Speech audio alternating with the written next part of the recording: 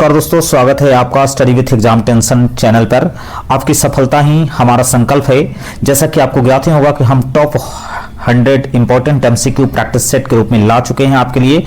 हमने आपको first part और सेकंड पार्ट दोनों ही करा दिया है। अगर आपने वो सेट नहीं देखा है तो उसको जाकर के देख लीजिए, तभी आप इस वीडियो का लाभ ले पाएंगे। ये जो है हम आपको जानकारी के मुताबिक बता दें कि ये जो है क्लास 10th के जीव विज्ञान सब्जेक्ट से यानी चैप्टर 6 के जो नाम है जय प्रक्रम, जिसको लाइफ प्रोसेस बोलते हैं, उससे ये लिया गया है। सभी क्वेश्चन जो है वो इंपॉर्टेंट है और एक से बढ़कर एक है। आपके एग्जाम को ध्यान में रखकर ये तैयार किया गया है। तो चलिए शुरू करते हैं बिना किसी देरी के आगे के क्वेश्चन को। हम जो है वो 66 क्वेश्चन लगभग करा चुके थे। इस वीडियो में हम आगे का पोर्शन करेंगे जिससे कि 100 पुर जाए। तो चलिए शुरू करते हैं बिना किसी देरी के। अगर चैनल पर पहली बार आए हैं तो सब्सक्राइब कर लीजिए। वीडियो अच्छा और इन्फॉर्मेटिव लगे तो लाइक करिए और अपने दोस्तों में शेयर करिए ताकि उनको भी इसका लाभ मिल सके। तो चलिए शुरू करते हैं। फर्स्ट क्वेश्चन आपके स्क्रीन पर, रक्तचाप यानी ब्लड प्रेशर मापने वाले यंत्र को क्या कहते हैं? यानी वो कौन सा यंत्र है जिससे ब्लड प्रेशर मापा जाता है? आपके पास ऑप्शन क्या है? थर्मामीटर है, स्फिग्नोमीटर है, बैरोमीटर है या स्टेथोस्कोप है। तो सही क्या हो जाएगा? सही आंसर हो जाएगा स्फिग्नोमीटर। स्फिग्नोमीटर जो है वो इंस्ट्रूमेंट है जिसके थ्रू जो है ब्लड प्रेशर को मापा जाता है, जिसको रक्तचाप आप कह सकते हैं। नेक्स्ट क्वेश्चन देखिए। नेक्स्ट क्वेश्चन है कि रुधिर का तरल भाग यानी लिक्विड मैट्रिक्स क्या कहलाता है जिससे कोशिकाएं निलंबित रहती है? यानी रुधिर का तरल भाग यानी लिक्विड मैट्रिक्स क्या कहलाता है जिससे कोशिकाएं निलंबित रहती हैं? आपके पास ऑप्शन है हीमोग्लोबिन, प्लाज्मा, लसिका या सीरम। तो सही आंसर क्या हो जाएगा? सही आंसर हो जाएगा प्लाज्मा। प्लाज्मा ही वो रुधिर का तरल भाग है जिसको लिक्विड मैट्रिक्स के नाम से भी जाना जाता है, जिससे कोशिकाएं जो है निलंबित रहती हैं। नेक्स्ट क्वेश्चन देखिए। नेक्स्ट क्वेश्चन है आपके स्क्रीन पर, चोट लगने पर रक्त का थक्का यानी ब्लड का क्लॉट होना जमने में कौन सी कोशिकाएं सहायक होती है? यानी जब चोट लगती है तो रक्त का थक्का जमता है, उसको जमाने में कौन सी कोशिका जो है आपको सहायक सिद्ध होती है? आपके पास ऑप्शन है आरबीसी, प्लेटलेट्स, WBC या लसिकानो। तो सही आंसर क्या हो जाएगा? प्लेटलेट्स जो है वो ब्लड के कोट करने में सहायक होते हैं। नेक्स्ट क्वेश्चन देखिए। नेक्स्ट क्वेश्चन है कि मानव शरीर में संक्रमणों और बीमारियों से रक्षा करने वाली रुधिर कोशिकाएं कौन सी है? यानी मानव शरीर में संक्रमण और बीमारी से कौन सी रुधिर कोशिकाएं जो है वो आपको रक्षा करती है? आपके पास ऑप्शन है आरबीसी, आपके पास ऑप्शन है WBC, प्लेटलेट्स या प्लाज्मा। तो सही आंसर क्या हो जाएगा? सही आंसर हो जाएगा WBC। WBC ही वो कोशिकाएं हैं जो क्या करती हैं? संक्रमण और बीमारियों से रक्षा करने का काम करती है। नेक्स्ट क्वेश्चन देखिए। नेक्स्ट क्वेश्चन है, लसिका का रंग कैसा होता है और इसमें किसकी मात्रा कम होती है? यानी लसिका का रंग कैसा होगा और इसमें किसकी मात्रा कम होती है? तो आपके पास ऑप्शन है लाल रंग होती है और इसमें जल की मात्रा कम होगी, रंगहीन होता है या और हल्का पीला होगा और इसमें प्रोटीन की मात्रा कम होगी, गहरा नीला होता है या हरा होता है। तो सही आंसर क्या होगा? लसिका का जो रंग होगा वो रंगहीन होगा या हल्का पीला होता है और इसमें प्रोटीन की मात्रा जो है वो कम पाई जाती है। तो ध्यान रखिएगा, एक से बढ़कर एक क्वेश्चन हम आपके लिए लाए हैं जो आपके एग्जामिनेशन पॉइंट ऑफ व्यू से बनाए गए हैं। चाहे आप बोर्ड की एग्जाम दे रहे हो, चाहे आप BPSC का एग्जाम दे रहे हो, चाहे आप टीचर का एग्जाम दे रहे हो, सभी के लिए ये क्वेश्चन इंपॉर्टेंट है, चाहे आप SSC की, बैंकिंग के या रेलवे के दे रहे हो। तो हमारे चैनल को अभी सब्सक्राइब कर लीजिए और हमारे चैनल से जुड़िए और लुत्फ उठाइए। नेक्स्ट क्वेश्चन देखिए। पादपों में जल और खनिज का संवहन किस ऊतक द्वारा होता है? यानी पौधों में जल और खनिज का संवहन यानी ट्रांसपोर्ट ऑफ वाटर किस ऊतक द्वारा होता है? आपके पास ऑप्शन है फ्लोएम द्वारा होता है, जाइलम द्वारा होता है, पेरेंटाइना द्वारा होता है या कैम्बियम द्वारा होता है। तो सही आंसर क्या हो जाएगा? सही आंसर हो जाएगा जाइलम।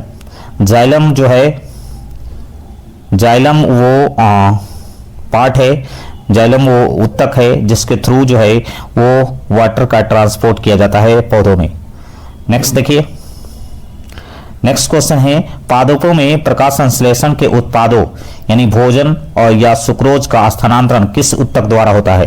यानी पौधे में जो प्रकाश संश्लेषण के बाद जो उत्पाद बनते हैं, जिसको आप भोजन कर सकते हैं या सुक्रोज कर सकते हैं, उसका स्थानांतरण किस ऊतक में के द्वारा होता है। तो आपके पास ऑप्शन है जाइलम के द्वारा, फ्लोएम के द्वारा, दृढ़ोतक के द्वारा या बाह्य त्वचा के द्वारा। तो सही आंसर क्या हो जाएगा यहाँ जो है वो फ्लोएम के द्वारा। यानी फ्लोएम जो है पौधों में भोजन पहुंचाने का काम करता है, जबकि जाइलम जो है वो वाटर पहुंचाने का काम करता है।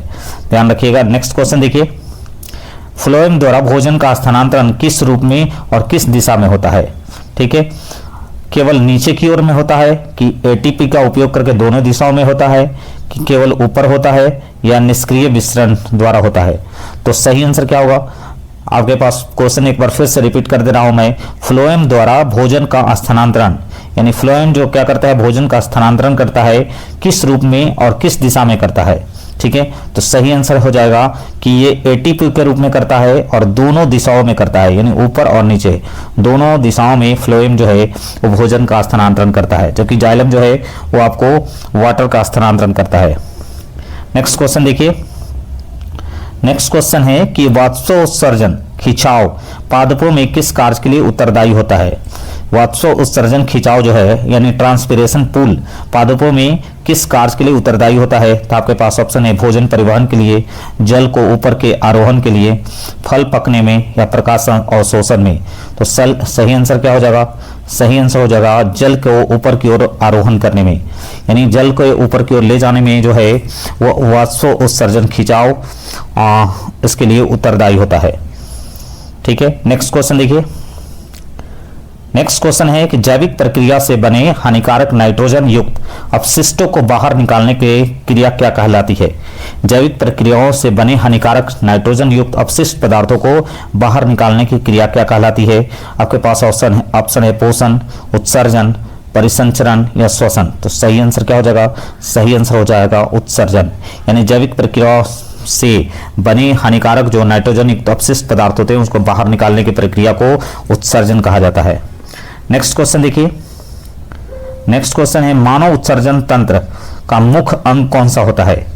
आपके पास ऑप्शन क्या क्या है, यकृत है, वृक्क है, फेफड़े है या हृदय है। तो मानव उत्सर्जन तंत्र का सबसे प्रमुख अंग जो होता है वो वृक्क होता है, जिसको गुर्दा बोलते हैं, जो एक जोड़ा में होता है। इसको आप इंग्लिश में किडनी भी कहा जाता है। नेक्स्ट क्वेश्चन देखिए। नेक्स्ट क्वेश्चन है वृक्क के संरचनात्मक और क्रियात्मक इकाई को क्या कहते हैं। वृक्क की जो संरचनात्मक और क्रियात्मक इकाई होती है उसको क्या कहा जाता है। आपके पास ऑप्शन है न्यूरॉन कहा जाता है, नेफ्रॉन कहा जाता है, कूपिका कहा जाता है या कोशिका कहा जाता है। तो सही आंसर क्या हो जाएगा, नेफ्रॉन कहा जाता है। ठीक है, इसको और दूसरा नाम जो है वृक्काणु है, वृक्काणु भी इसका नाम है और इंग्लिश नेम जो है नेफ्रॉन है। तो ध्यान रखिएगा वृक्क की संरचनात्मक और क्रियात्मक इकाई को नेफ्रॉन कहा जाता है या वृक्काणु कहा जाता है। नेक्स्ट क्वेश्चन देखिए। नेक्स्ट क्वेश्चन है कि बोमेन संपुट के अंदर स्थित गुच्छेदार रक्त कोशिकाओं के समूह को क्या कहा जाता है। बोमेन संपुट के अंदर स्थित गुच्छेदार रक्त कोशिकाओं के समूह को क्या कहा जाता है। आपके पास ऑप्शन क्या है, हेनले लूप, कोशिका गुच्छ, मूत्र मार्ग या वृक्क धमनी। तो सही आंसर क्या हो जाएगा, कोशिका गुच्छ कहा जाता है इसको। बोमेन संपुट के अंदर स्थित गुच्छेदार रक्त कोशिकाओं को कोशिका गुच्छ कहा जाता है। नेक्स्ट क्वेश्चन देखिए। नेक्स्ट क्वेश्चन है प्राथमिक निस्पंदन में कौन से उपयोगी पदार्थ उपस्थित होते हैं जिसका पुनरावशोषण होता है। यानी प्राथमिक निस्पंदन जो होता है उसमें कौन सा उपयोगी पदार्थ उपस्थित होता है जिसका पुनरावशोषण होता है, यानी फिर से दोबारा अवशोषण होगा। वो आपका कौन सा पदार्थ है, ग्लूकोज है, अमीनो अम्ल है, लवण है और जल है, या केवल यूरिया है, केवल विषैले पदार्थ होते हैं या केवल प्रोटीन होता है। तो सही आंसर क्या हो जाएगा, यानी प्राथमिक निस्पंदन में ग्लूकोज होता है, अमीनो अम्ल होता है, लवण होता है और जल, ये चार ऐसे पदार्थ हैं जिनका पुनरावशोषण होता है। नेक्स्ट क्वेश्चन देखिए। उम्मीद है क्वेश्चन आपको पसंद आ रहे होंगे, तो हमारे चैनल को लाइक, सब्सक्राइब और शेयर करना नहीं भूलिए। अगर आप चैनल पर पहली बार आए हैं तो हमारे पुराने वीडियो को भी देख लीजिए जो हमने पार्ट 1 और पार्ट 2 कराया है इसी चैप्टर का। नेक्स्ट क्वेश्चन देखिए। मानव शरीर में निर्मित मुख्य नाइट्रोजन युक्त अपशिष्ट पदार्थ कौन सा है। जो मानव शरीर में निर्मित मुख्य नाइट्रोजन युक्त अपशिष्ट पदार्थ कौन सा होगा? तो आपके पास ऑप्शन है अमोनिया है, यूरिया है, यूरिक अम्ल है या क्रेटिनिन है। तो सही आंसर क्या हो जाएगा? यूरिया जो है वो नाइट्रोजन युक्त अपशिष्ट पदार्थ है। नेक्स्ट क्वेश्चन देखिए, नेक्स्ट है ब्रिक में बना मूत्र ब्रिक से मूत्राशय तक किनके द्वारा पहुंचता है? यानी ब्रिक्स में बना मूत्र ब्रिक से मूत्राशय तक किसके द्वारा पहुंचता है? आपके पास ऑप्शन क्या क्या है? मूत्र मार्ग के द्वारा, मूत्र वाहिनी के द्वारा, ब्रिक धमनी के द्वारा या वोमेन संपुट के द्वारा। तो सही आंसर होगा मूत्र वाहिनी के द्वारा जो है ब्रिक में बना मूत्र जो है ब्रिक के मूत्राशय तक पहुंचता है। नेक्स्ट क्वेश्चन देखिए, नेक्स्ट क्वेश्चन है आपके पास कि मूत्राशय कैसी संरचना है जो मूत्र संचय करती है? तो आपके पास ऑप्शन क्या है? अस्थिल है, पेशीय और तंत्रीय नियंत्रण में है, उपस्थिल है या अक्रिय है। तो सही आंसर क्या हो जाएगा? मूत्राशय जो है वो पेशीय संरचना है और तांत्रिक नियंत्रण जैसी संरचना है जो मूत्र का संचयन करती है। नेक्स्ट क्वेश्चन देखिए, नेक्स्ट क्वेश्चन, ब्रिक के निष्क्रिय हो जाने पर कृत्रिम ब्रिक द्वारा रक्त को छानने की प्रक्रिया को क्या कहा जाता है? यानी आपका अगर किडनी जो है निष्क्रिय हो जाता है, उस स्थिति में जो है आर्टिफिशियल जो है किडनी द्वारा रक्त को छानने की जो प्रक्रिया होती है उसको क्या कहते हैं? इलेक्ट्रोलाइसिस बोलते हैं, ओपोहन या डायलिसिस बोलते हैं, पेसमेकर बोलते हैं या ट्रांसप्लांट बोलते हैं। तो सही आंसर क्या हो जाएगा? अपोहन या डायलिसिस उसको कहा जाता है। ध्यान रखिएगा, अपोहन या उसी को डायलिसिस भी कहा जाता है। ये आर्टिफिशियल जो है टेक्निक है जिसके द्वारा जो है रक्त को छानने की काम किया जाता है। नेक्स्ट क्वेश्चन देखिए, अपोहन या डायलिसिस मशीन में प्रयुक्त द्रव की परासरण साधन सांद्रता किसके समान होती है? यानी जो डायलिसिस मशीन होते हैं उसमें जो द्रव प्रयुक्त किया जाता है उसकी परासरण सांद्रता कितनी होगी? ठीक है, आपके पास ऑप्शन है जल के समान होगी, रक्त प्लाज्मा के समान होगी या फिर मूत्र के समान होगी या आंसू के समान होगी। तो सही आंसर क्या हो जाएगा? रक्त के प्लाज्मा के समान होगी। ठीक है, नेक्स्ट क्वेश्चन देखिए, नेक्स्ट क्वेश्चन है कि एक स्वस्थ वयस्क में प्रतिदिन कितना प्राथमिक निस्पंदन यानी ब्रिक में बनता है? यानी आपको एक स्वस्थ मनुष्य रहता है तो उसके अंदर कितना जो है वो ब्रिक जो है फिल्ट्रेट करने का काम करता है। ठीक है, कितना लीटर? तो आपके पास ऑप्शन है 1 से 2 लीटर, 180 लीटर, 50 लीटर या 5 लीटर। तो सही आंसर क्या हो जाएगा? 180 लीटर। एक स्वस्थ वयस्क में प्रतिदिन कितना प्राथमिक निस्पंदन जो है ब्रिक में बनता है? तो 180 लीटर जो है वो बनता है, जिसको ब्रिक जो है वो फिल्ट्रेट करने का काम करता है। नेक्स्ट क्वेश्चन देखिए, नेक्स्ट क्वेश्चन है कि 180 लीटर निस्पंदन में प्रतिदिन उत्सर्जित होने वाले अंतिम मूत्र की मात्रा कितनी होती है? यानी एक स्वस्थ जो व्यक्ति होगा 180 लीटर निस्पंदन ब्रिक में तो होता है, लेकिन प्रतिदिन उत्सर्जित होने वाले अंतिम मूत्र की मात्रा कितनी होती है? तो आपके पास क्या होगा? 180 लीटर होगा, 1 से 2 लीटर होगा, 10 लीटर होगा या 500 मिलीलीटर होगा। तो सही आंसर क्या हो जाएगा? 1 से 2 लीटर। 1 से 2 लीटर जो है और शेष पुनरावसित होते जाता है। नेक्स्ट क्वेश्चन देखिए, नेक्स्ट क्वेश्चन है कि पादपों में अपशिष्ट पदार्थ मुख्य रूप से कहाँ संचित होते हैं? यानी पौधे में जो अपशिष्ट पदार्थ है जिसको गम और रेजिन कहा जाता है वो मुख्य रूप से कहाँ संचित होंगे? तो आपके पास ऑप्शन है पुरानी पत्तियों में, पुराने जाइलम में, छाल में या फलों में। तो सही आंसर क्या हो जाएगा? पुराने जाइलम में जो होता है गम और रेजिन जो है वो संचित रहते हैं। नेक्स्ट क्वेश्चन देखिए, एक से बढ़कर एक प्रश्न का सीरीज हम लाए हैं, तो हमारे चैनल को लाइक, सब्सक्राइब और शेयर करना नहीं भूले यदि आप मुझे फर्स्ट टाइम यूट्यूब पर देख रहे हैं तो। नेक्स्ट देखिए, पौधे में अपने गैसीय अपशिष्टों का त्याग किसके द्वारा? पौधे अपने गैसीय अपशिष्ट यानी जो CO2 है या O2 है उसका त्याग किसके द्वारा करते हैं? आपके पास ऑप्शन क्या है? ब्रिक द्वारा करता है, स्टोमेटा या वातरंधों द्वारा करता है या फिर जड़ों द्वारा करता है या फूलों द्वारा करता है। तो सही आंसर क्या हो जाएगा?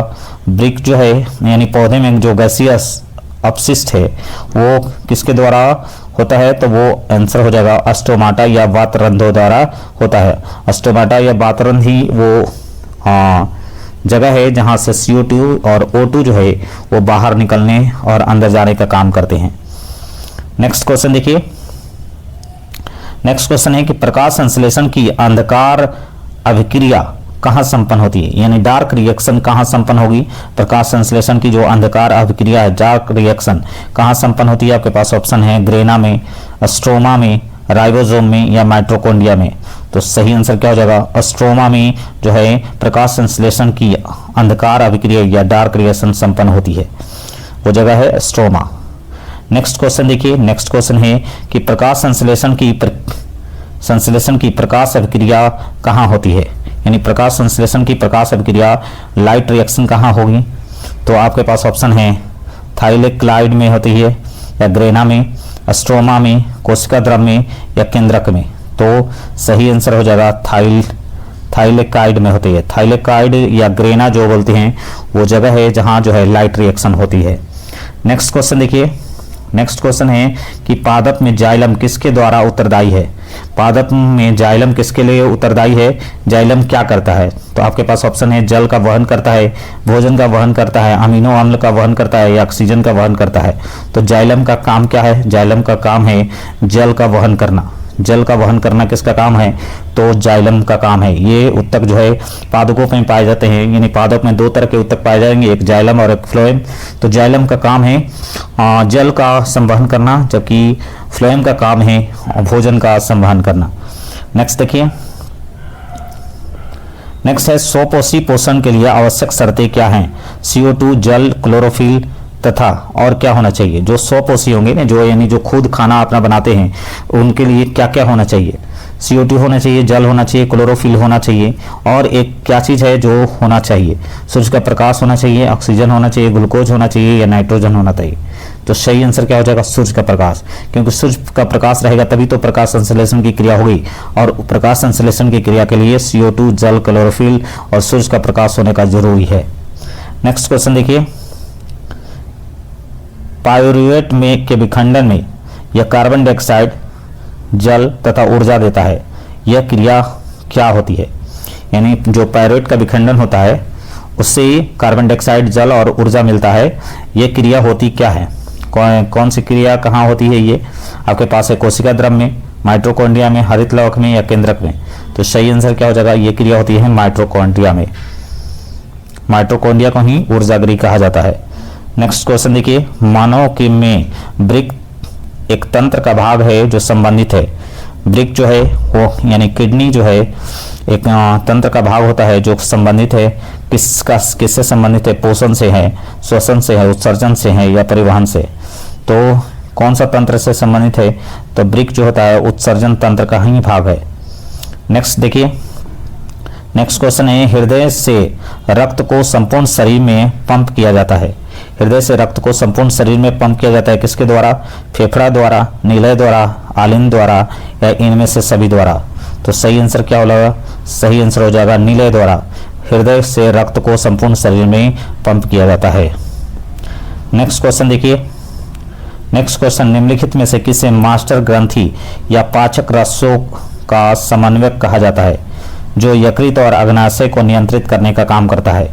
यानी कौन सी ग्रंथि को मास्टर ग्रंथि या पाचक रसों का समन्वयक कहा जाता है, जो यकृत और अग्नाशय को भी नियंत्रित करने का काम करता है। तो आपके पास ऑप्शन है जठर रस, ग्रहणी, मुख या ग्रसनी। तो सही आंसर क्या हो जाएगा, ग्रहणी हो जाएगा। ठीक है, ग्रहणी ही इसी को मास्टर ग्रंथि या पाचक रसों का समन्वयक कहा जाता है। नेक्स्ट देखिए, नेक्स्ट क्वेश्चन है कि मनुष्य के मसूड़ों में खून आना या दांत हिलना किस विटामिन की कमी से होता है जो पोषण का भाग है। तो आपके पास ऑप्शन है vitamin A, vitamin C, vitamin D या विटामिन के।